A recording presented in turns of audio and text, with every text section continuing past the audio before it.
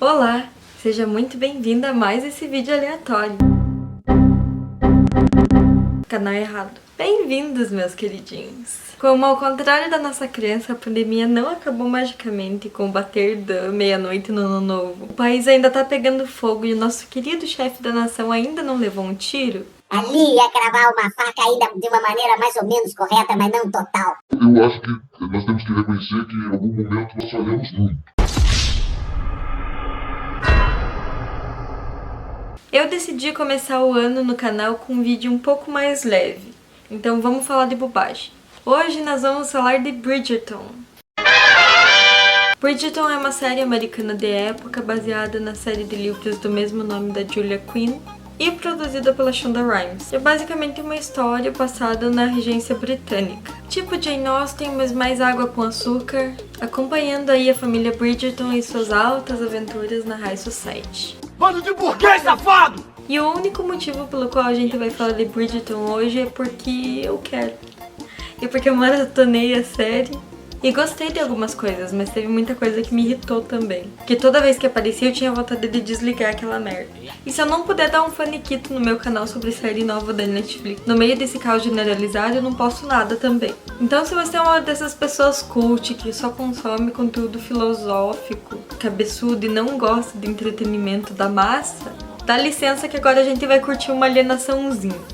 Eu não vou focar muito na história, mas a gente vai falar um pouquinho sobre os pontos positivos da série antes de entrar no faniquito, propriamente dito, para não ser só um monte de crítica e encheção de saco. Quem gostou, bate palma, não gostou, paciência. Até porque, como a maioria das obras literárias e cinematográficas que existem, tirando 365 dias e obras afins, Bridgerton tem seu valor. E se você tá procurando uma fantasia romântica que tem lá o seu lado sexual, como muitas mulheres curtem, tendo em vista o sucesso dessa joia, tipo 365 dias e 50 tons de cinza, vai fundo que Bridgerton é pra você. E aquela parte da relação abusiva é muito menor. Tem ainda, mas é muito menor.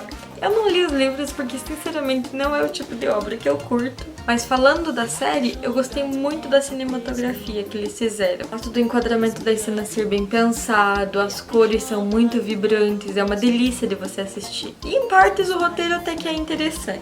Outra coisa é a inclusão de pessoas de cor no elenco. Não sei se rola no livro, mas na série isso rola bastante. E eu gostei muito de ver isso sendo colocado como se não fosse uma grande coisa no elenco, assim. Foi só colocado, sem muito barulho. Que ao contrário da criança geral, sim, existiam pessoas negras que não eram escravos. Claro, não é bem como a série mostrou, mas os historiadores até hoje têm dúvida se a rainha Charlotte era ou não negra, ou de origem negra, e sim, existiam pessoas negras na aristocracia britânica, por incrível que pareça. What? This is outrageous. It's unfair. Raro, mas existiam. Tem um filme muito bom, mas também muito desprezado sobre uma história real dessas, que é Belle, de 2013, e fala sobre a vida da Dido Elizabeth Bell, filha legítima de um capitão da marinha britânica que era sobrinho do Lord Chief Justice, no caso, o chefão da justiça da Inglaterra na época. E esse tio do pai dela que criou ela. Então ela foi criada na aristocracia, vale muito a pena ver o filme. E tem um figurino muito melhor que Bridgerton. Mas voltando pra Bridgerton, ao lado da história, o herói romântico me irritou muito. Eu sei que é pra ser o ponto de vista de uma menina mal saída da adolescência no começo do século XIX. Mas porra, minha filha, ser uma esposa não inclui as atribuições de você ser um centro de habilitação para o seu homem. Mas nós não viemos falar disso aqui, nós viemos falar de roupas. E cara, como tem assunto aí. Como eu disse, o esquema de cores de Bridgerton é bem vibrante e as roupas não diferem disso. É uma coisa boa, já que a crença de que até o século XX as pessoas só usavam roupas sem graça e sem cor é mais que infundada do ponto de vista histórico. Mas o figurino de Bridgerton deixou um pouquinho a desejar. Sim, eu entendo aquela velha desculpa de que foi uma escolha de design, mas para fazer uma escolha de design a gente tem que saber o que a gente tá fazendo, né? Quer dizer, você acha que todos os figurinos de Anna Karenina, por exemplo, Outlander, são historicamente corretos? Não, eles não são. O figurino do Anna Karenina é quase inteiramente formado de escolhas de design. E Outlander, por mais que tenha mais fidelidade, também tem muitas. Mas por que ninguém cai em cima dessas obras? Porque ali o figurinista sabia o que estava fazendo. Quer dizer, você tem a silhueta da época, que é uma coisa que dá pra ver bem, mas você também tem muita inspiração do new look da Dior dos anos 50. O uso de tecidos que não existiam na época, por exemplo. Dá pra ver que o figurinista estudou muito bem o que ele estava fazendo, ele colocou muita atenção nisso. Em Bridgerton você tem a silhueta da época na maioria dos casos, o que já é raro de encontrar. Mas sério, isso foi uma escolha de design? Isso? Já nas primeiras cenas da série tem aquela cena clássica de drama histórico, que é a cena que aperta um espartilho de uma menina. Essa cena do espartilho é a cena que mais demonstra o conhecimento do roteirista e do figurinista no que eles estão fazendo, o nível de estudo que eles tiveram para colocar essa cena lá. E é uma das que mais me irrita quando eu vejo em filmes ou séries históricos. E agora você vai adquirir comigo uma picuinha muito, muito, muito específica. Porque provavelmente agora você vai reparar nisso, nesse tipo de filme, nesse tipo de série. E em Bridgerton, o que é mais engraçado é que nessa época nem existiam espartilhos.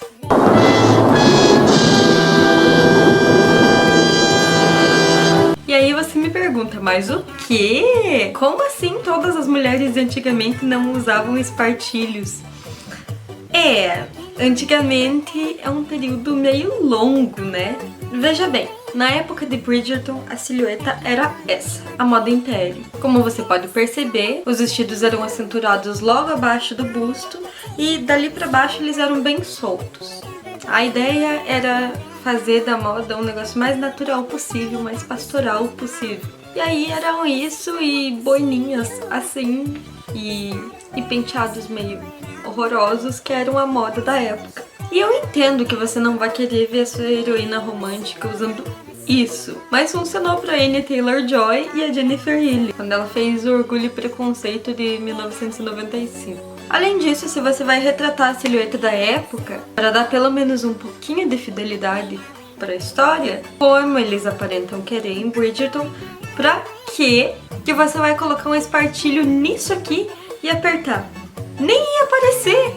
E nem na era vitoriana, que era o auge dos espartilhos mesmo, eles apertavam dessa forma. Tinha uma vertente lá que apertava, mas assim, eram muito poucas pessoas numa vertente de moda muito específica. A maioria da população usava da forma correta, que é a forma que não vai te machucar. Até porque não eram só as mulheres da alta sociedade que não faziam nada que usavam espartilhos. As mulheres que trabalhavam também usavam.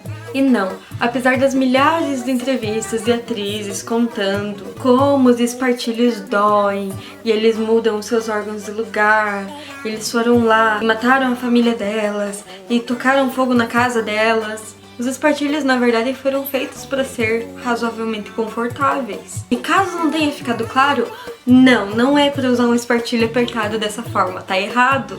Para início de conversa, ele deve ser feito para encaixar no teu corpo bonitinho e ter um vão na parte da amarração. Do outro jeito, não é só errado, mas é perigoso também. E não é só nisso que os espartilhos são injustiçados. Não.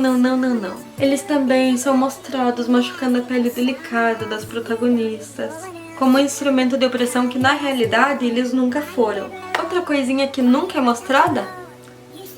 Chemises, que eram basicamente a roupa de baixo das pessoas na época e eram usadas, obviamente, por baixo dos espartilhos, ou de peças parecidas com os espartilhos, para prevenir que essas peças se sujassem facilmente com o suor do corpo, etc, porque era muito mais difícil lavar essas roupas constantemente. E também para impedir que o contato com as partes mais duras dessas peças machucasse a pele da pessoa, como acontece aqui. Além disso, eles normalmente eram feitos de tecidos leves e naturais, que podiam transpirar, o que era muito mais confortável do que muita roupa que a gente veste hoje em dia. Por falar em peças parecidas, sim, tinha um avô do espartilho que era usado na época que se passa Bridgerton, uma espécie de corpete chamado stays, que era feito praticamente só de algodão e não tinha a estrutura toda que tem os espartilhos. Então ele era assim bem confortável, mais confortável que usar sutiã, na verdade. Isso era o que se usava na época, não isso. E nenhum deles era apertado desse jeito. E aí depois disso, depois de vocês terem me ouvido falar sobre tudo isso e silhueta da época, da moda, acho que dá pra entender melhor os meus sentimentos quanto às roupas da Lady Featherington. Não, simplesmente não. Falando sobre os Featheringtons, eu entendo porque a Penélope é pra ser retratada do jeito que ela é, que é pra ela ser meio que desprezada pela mãe, porque ela não tá dentro do padrão, etc, etc. Mas vamos lá, né? Eles poderiam ter feito muito melhor com ela. Primeiro porque o padrão da época não era magérrima, não era muito cheinha, tipo Renascença, mas também não era magérrima. Outra coisa que o designer não conseguiu entender é que os vestidos da época não cortavam no meio do peito. Eles ficavam logo abaixo do busto. E eles terem feito isso com ela não demonstra só desatenção em relação ao personagem, embora ela seja bem relevante na história. Mas também é uma sacanagem porque os vestidos simplesmente não caem bem nela, apesar de eles serem muito bonitos. E isso simplesmente não é necessário para uma personagem que já tá fora do padrão. E convenhamos, a atriz nem é tão fora do padrão assim. Tem outra coisa aqui que vamos conversar, né, gente? Tratar o personagem gordo só como fora da curva e esse tipo de coisa é bem anos 90, né? Eu acho que a gente já passou isso. A penúltima coisa nessa lista de picuinhas minhas com essa série são as roupas da Rainha Charlotte. Não me entenda mal, eu vivo pra ver robes à la française e moda do século XVIII em geral, mas a história não se passa no século XVIII. Então por que cargas d'água a rainha e a turma dela estão sempre vestidos em moda do século XVIII? Eu fui procurar respostas em relação a isso. E eu encontrei as respostas.